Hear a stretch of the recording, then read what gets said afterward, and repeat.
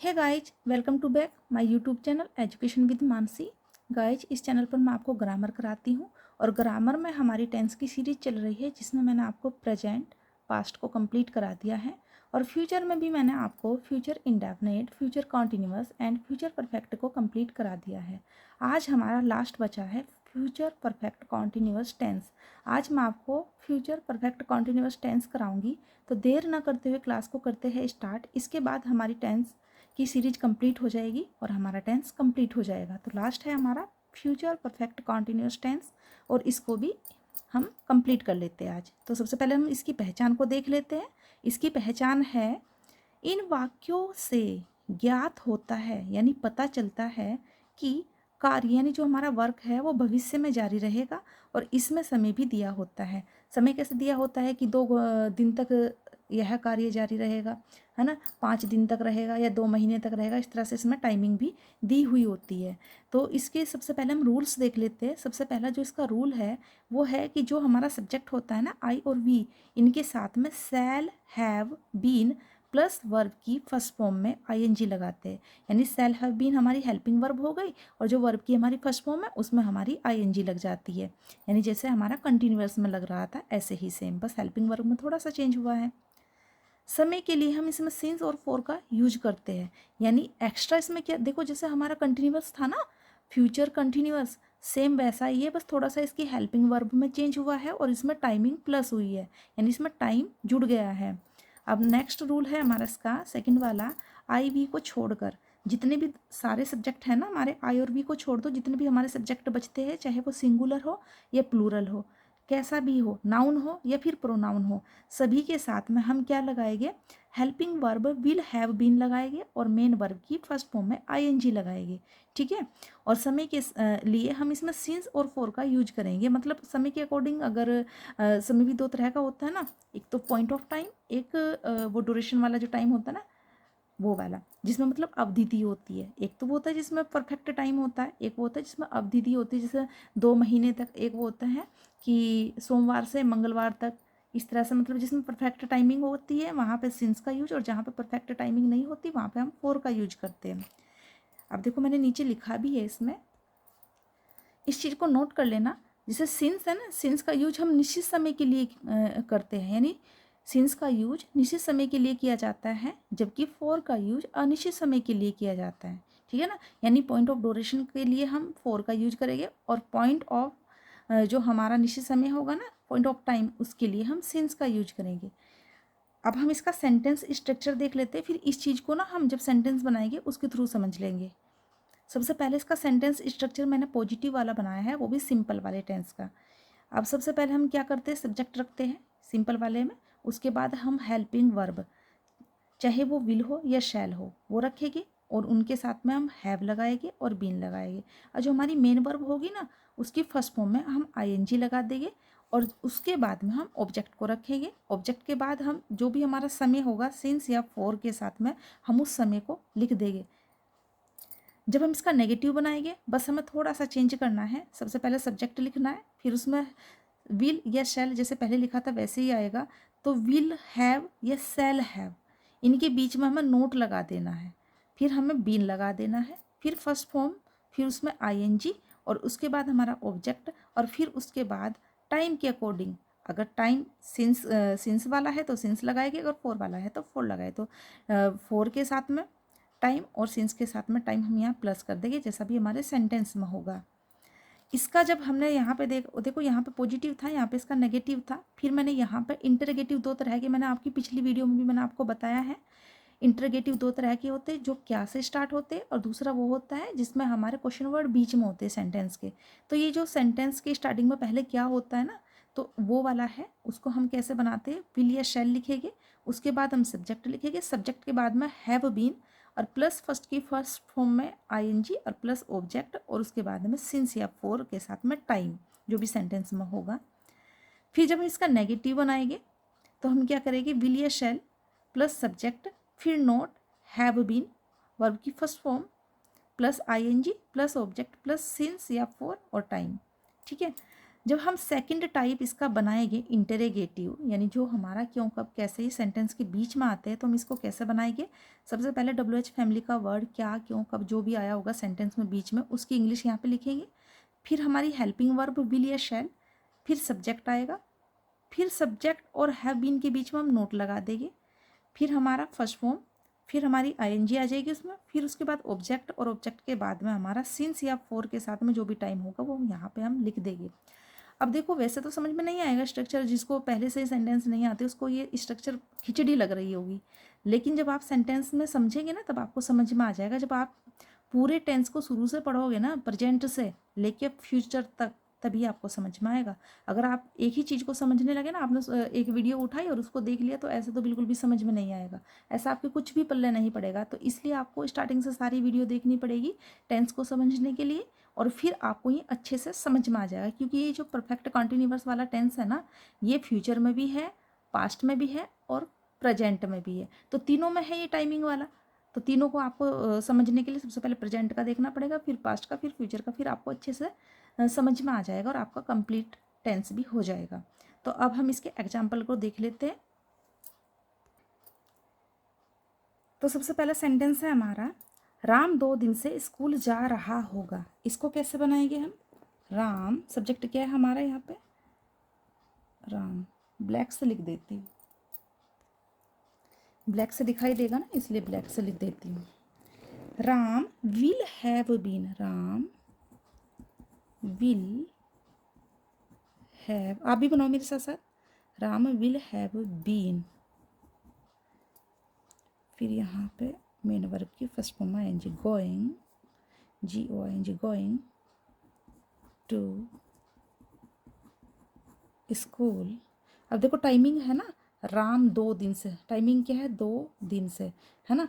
तो Ram will have been going to school for, क्योंकि यहाँ पे 2 दिन है ना, निश्चित समय नहीं है ना, कौन से 2 दिन, फॉर, अब यहाँ पे आ जाएगा 2 DAYS डेज, फॉर 2 डेज। यहाँ इसलिए कंप्लीट किया क्योंकि मुझे यहीं पर नेगेटिव बनाना है ना।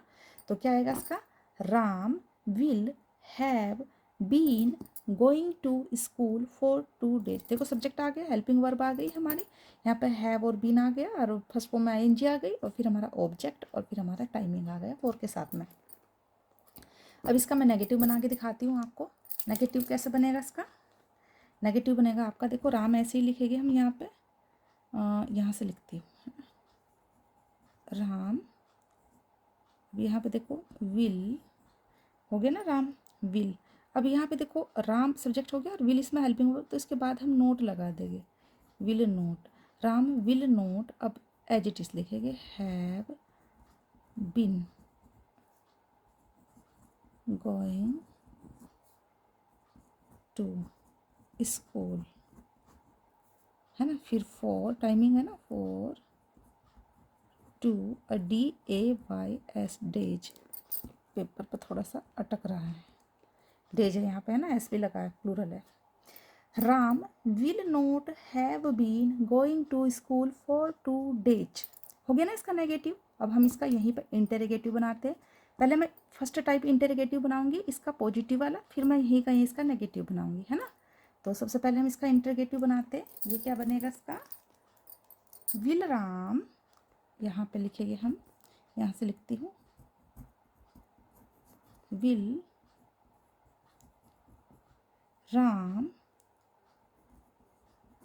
हैव बीन, फिर गोइंग आ जाएगा, going to school, going to school, timing है ना FOR 4, फिर यहाँ पे आएगा 2 TW 2, फिर आएगा डेज, यहाँ पे क्वेश्चन मार्क है ना, क्योंकि ये हमारा इंटरोगेटिव है तो क्वेश्चन वर्ड है ना, तो क्वेश्चन मार्क लगेगा।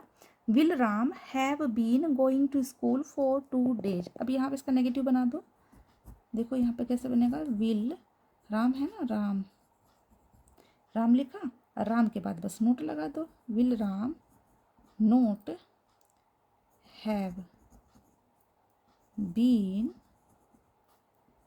गोइंग टू स्कूल, 4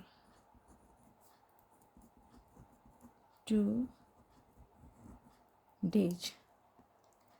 ठीक है ना। अगर यहाँ पे 2 दिन ना होता ना, यहाँ तक कि मंडे से स्कूल जा रहा होगा, तो फिर यहाँ पे सिंस आ जाता, सिंस मंडे। ठीक है ना, क्योंकि वो निश्चित टाइम हो जाता हमारा, हमें पता होता कि मंडे से। अब हमें 2 दिन पता नहीं ना, 2 दिन कौन से हो गए फ्यूचर में हमारे। राइटिंग मेरी टेढ़ी मेढ़ी जा रही है।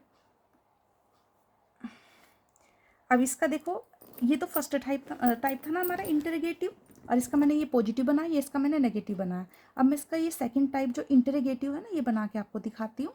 ये क्या है हमारा, राम 2 दिन से स्कूल क्यों जा रहा होगा। देखो इसमें क्यों है ना बीच में, इसको हम सबसे पहले लिख देंगे, क्योंकि इंग्लिश होती है वाई।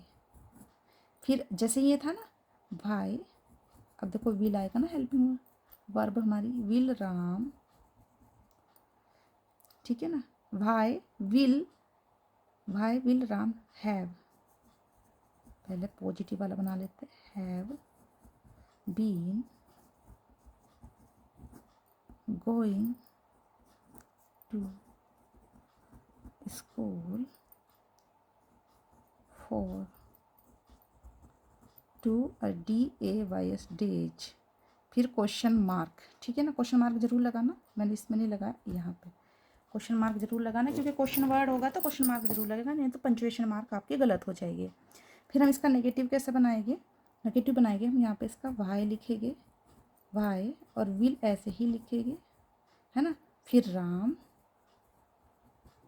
अब ये सब्जेक्ट हो गया ना, इसके बाद में नोट लगा दो, why will Ram not have been going to school for 2 हो गया, और यहाँ पे लिख दो डेज, डेज है ना। क्या बना इसका, why will Ram not have been going to school for 2 days। हो गया हमारा कंप्लीट इसका नेगेटिव सेकंड टाइप भी।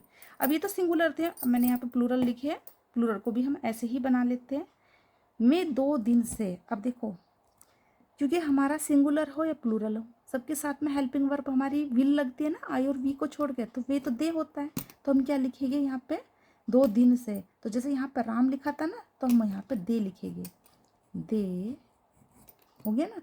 राम 2 दिन से स्कूल जा रहा होगा, मैं 2 दिन से, तो दे हेल्पिंग वर्ब हमारी विल आ जाएगी, दे विल, है ना।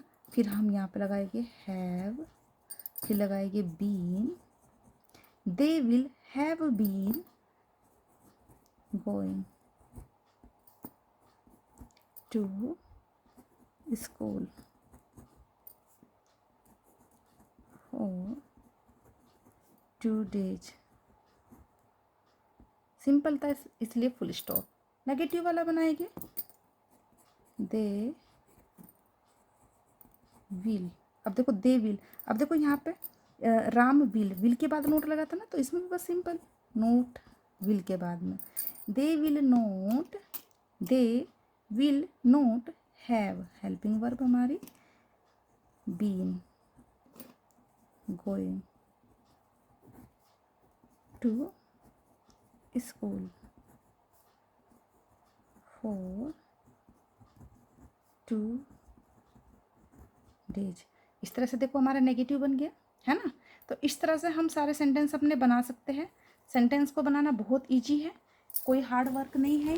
जब एक बार आप सेंटेंस को अच्छे से बना लेते हो, आप जब प्रेजेंट को कंप्लीट कर लेते हो ना, और फ्यूचर को उसको पास्ट को कंप्लीट कर लेते हो, तो यहाँ तक आते आते तो आपको इसकी प्रैक्टिस हो जाती है कि कहाँ पे क्या रखना है, क्या नहीं रखना है।